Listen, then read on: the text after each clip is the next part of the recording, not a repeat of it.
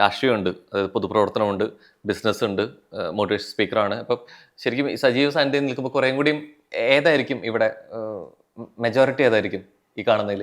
എല്ലാം ഉണ്ട്. ബിസിനസ്സും ഇത് നോക്കുവാണെങ്കിൽ ഇപ്പം എല്ലാം ഉണ്ട്. ഇപ്പം അടുത്ത കാലഘട്ടങ്ങളിൽ എനിക്ക് തോന്നുന്നു ലുവല്ല one of the top interior company എന്നുള്ള രീതിയിലേക്ക് വന്നിട്ടുണ്ട്. അപ്പം അങ്ങനെ കുറേ അവാർഡ്സ് മൂവാറ്റുപുഴ വരുന്ന വഴിയിൽ മുഴുവൻ അതിന്റെ കാണാൻ പറ്റുന്നുണ്ട്.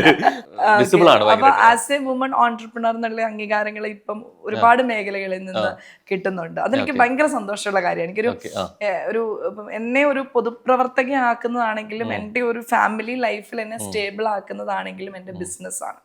സോ അപ്പൊ എനിക്ക് ഏതാണ് ഇഷ്ടം എന്ന് ചോദിച്ചാൽ ഞാൻ കൺഫ്യൂസ്ഡ് ആവും. പക്ഷേ എനിക്ക് സ്റ്റെബിലിറ്റി തരുന്നത് ഒരു സംരംഭക എന്നുള്ള ഒരു പിക്ചറാണ്. അതിലുള്ള വരുമാനമാണ് എന്നെ പൊളിറ്റിക്സിൽ നിർത്തുന്നത്. അപ്പൊ അവിടെ കറയില്ലാത്ത ഒരു ജനപ്രതിനിധിയായിട്ട് നിൽക്കാനായിട്ട് എനിക്ക് പറ്റുന്നുണ്ട് എന്നുള്ളതാണ്.